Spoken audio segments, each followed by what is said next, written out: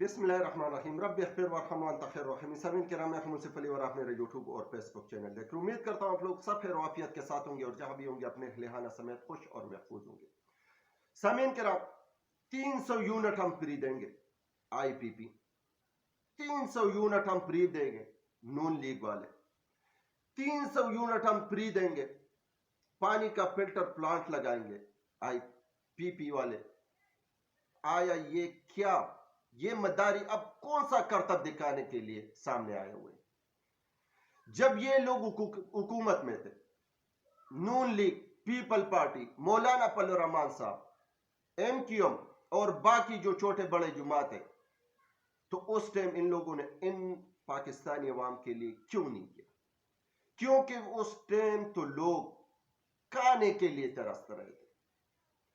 लोग अपने घरों के सामान बेचकर बिजली के बिल और गैस के बिल और बाकी बिल जमा करते थे, बच्चों के फीस जमा करते थे। अब PPP ये इश्तिहाद और ये प्रोपेगेंडा कर रहे हैं कि अगर हम इक्तिदार में आए, ओ भाई आपको इक्तिदार में लाएगा कौन? अवाम तो आप लोगों से मुतनफ्फिर हो चुके। आप लोगों ने किया क्या है? तो हम 300 यूनिट बिजली फ्री देंगे।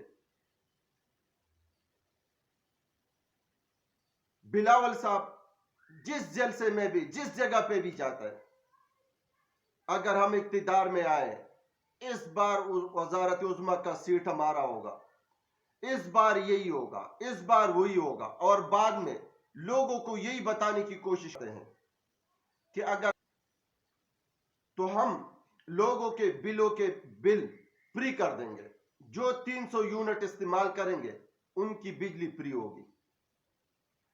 जबकि दूसरी तरफ मौलाना साहब ने सलीम साफी साहब के प्रोग्राम में जरगा में उसने इस बात की फिर इज़हार की कि ये मेरी बात की तायीद थी। मैं चाहता हूं, मेरी पार्टी का ये राय कि इलेक्शन सितंबर अक्टूबर में चला, जो सीनेट में सीनेट में जो करारदाद पेश की गई है वो मेरी बात की तायद है। जबकि मौलाना साहब के एक ये भी झटका है ना कि वो कंपेन नहीं कर सकते। मौलाना साहब को एक ये भी झटका है कि उनका जो मुखालिफीन है, क्योंकि KPK में सिर्फ और सिर्फ उसका पल्ला PTI के साथ है, बाकी तो टांगे मांगे की जुमात है, उनका तो कोई नाम ही नहीं लेता, ना सोशल मीडिया पे, ना इलेक्ट्रॉनिक मीडिया पे, ना उनकी इतनी तशहीर है, ना उन लोगों ने अपने मकाम के लिए कोई तगदो की। तो कह रहे कि जिस सूरत पे हैं बस हैं। जबकि मौलाना साहब को यह भी डर है कि उनका पल्ला जो मुखालिफ पल्ला है वो भारी है, इसलिए भी इलेक्शन डिले हो जाए तो बेहतर होगा। जबकि मौलाना साहब को यह भी पता है कि मुझे थ्रेड मिली है, अल्लाह न करे कुछ भी हो सकता है, तो इसी वजह से मौलाना साहब कोशिश कर रहे हैं कि इलेक्शन पोस्टपोन्ड हो जाए या डिले हो जाए तो ठीक है।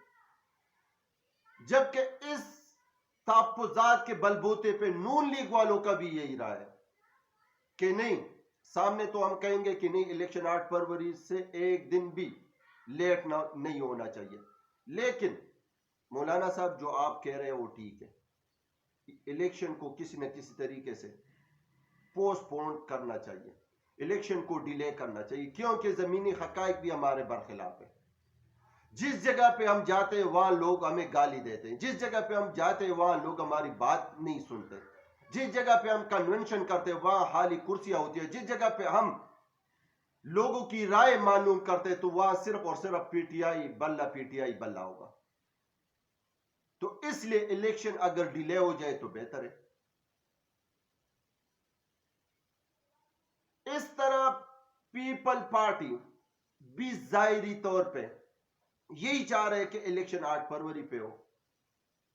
उसने अपने सीनेटर को नोटिस भी भेज दिया, उससे नोटिस का जवाब भी मांग लिया, लेकिन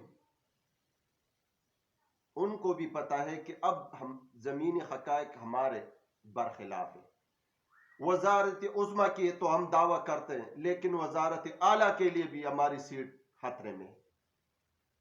جبکہ ایم کیو ایم سیاسی چال چلتے ہوئے کبھی نون کی طرف دیکھتے تو کبھی پیپل پارٹی کی طرف اور کبھی جماعت اسلامی کی طرف. یہ ملک کی سیاست ہے. لیکن ان سب چیزوں کے بیچوں بیچ میں ان کا میٹنگ ہوتی ہے اور اس بات پہ متفق ہوتے ہیں کہ الیکشن ڈیلے ہو تو ہمارے حق میں بہتر ہے. لیکن ان کو کیا پتا کہ ہر سر کے اوپر ایک سر ہوتا ہے. وہاں پیچھے سے جسٹس فائز عیسیٰ صاحب کا پھر ایک حکم جاری ہوتا ہے کہ الیکشن ہر صورت پہ 8 فروری ہوگا. اور پھر یہ لوگ ٹس ہو جاتے ہیں کہ بھائی صاحب نہیں مان رہے تو الیکشن لہذا کرنا پڑے گا جس طرح بھی ہو. نون لیگ والے ان کی میٹنگ ہوئی ہے کہ وہ علیم خان کو سیٹ تو دے گا, سیٹ ایڈجسٹمنٹ کرے گا, ان کے لیے حلقہ خالی چھوڑے گا, لیکن جو نون لیگ کے لوگ ہیں وہ علیم خان کو ووٹ نہیں دیں گے. علیم خان کو کسی نہ کسی طریقے سے ناکام کرنے کی کوشش کریں گے, کیونکہ آنے والا وزارت اعلیٰ کا امیدوار علیم خان میں بھی ہو سکتا ہے, جبکہ دوسری طرف رانا ثناء اللہ, مریم نواز اور شہباز شریف صاحب یہ وزارت اعلیٰ کا امیدواروں کے لیے حقدار ہے. اس لیے علیم خان کو ناکام کرنے کی کوشش کریں گے. جبکہ سیٹ ایڈجسٹمنٹ کی بات ہے تو پارلیمانی بورڈ ہوتی ہے, لیکن سیٹ ابھی تک کسی کو نہیں دیا گیا. بہت سے پرانے لوگ, بہت سے جو ان کے ساتھ ہر سخت اور اچھے وقت میں کھڑے تھے, وہ لوگ ناراض ہیں. تو میں بھی ہو سکتے جب سیٹ کا دینے کا اعلان ہو جائے گا تو میں بھی ہو سکتا ہے اس میں سے بہت سے لوگ آزاد حیثیت میں الیکشن لڑیں گے. جبکہ دوسری طرف پی ٹی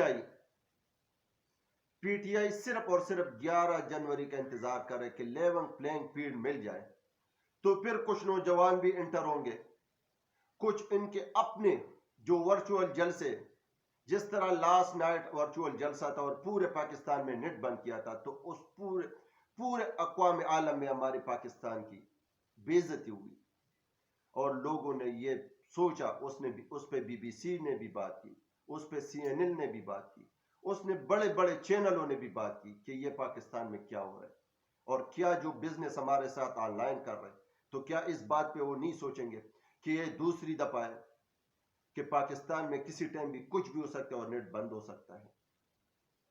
جبکہ پہلی دفعہ تو ان لوگوں نے کہا تھا کہ کس جگہ پہ ٹیکنیکل فالٹ ہے اس پہ ہم بات کوشش کر رہے کہ کہاں سے آئیے, لیکن کچھ بھی نہیں ہوا اور نہ کوئی ان کی طرف سے پی ٹی آئی کی طرف سے کوئی نوٹس جاری ہوا کہ یہ مسئلہ تھا. اس بار بھی یہی سین ہوا, لیکن وہ ورچوئل جلسہ ہو بھی گیا, بہت سے لوگوں نے اس میں ساتھ بھی دیا. اور کیا یہ ناکامی حکومت کی ناکامی ہوگی یا پی ٹی آئی کی؟ تو سامعین کرام, یہ حالات ہے. ایک دفعہ پھر الیکشن ڈیلے کرنے کی کوشش کی گئی تھی, لیکن اس میں چیف جسٹس پاکستان نے فائنل حکم جاری کیا ہے کہ الیکشن 8 فروری پہ ہوگا, جبکہ الیکشن کمیشن کا سیکرٹری کا استعفیٰ بھی, اور میں بھی ہو سکتا ہے کہ نیکسٹ دنوں میں 2 استعفے اور بھی آنے کی امکان ہے. جبکہ اس الیکشن میں اپنا رول ادا کرنے کے لیے انڈیا کے ایجنسیاں اور انڈیا بھی سرگرم ہے. سامعین کرام, ملتے ہیں نیکسٹ ویلاگ میں. پاکستان زندہ باد, پاکستان.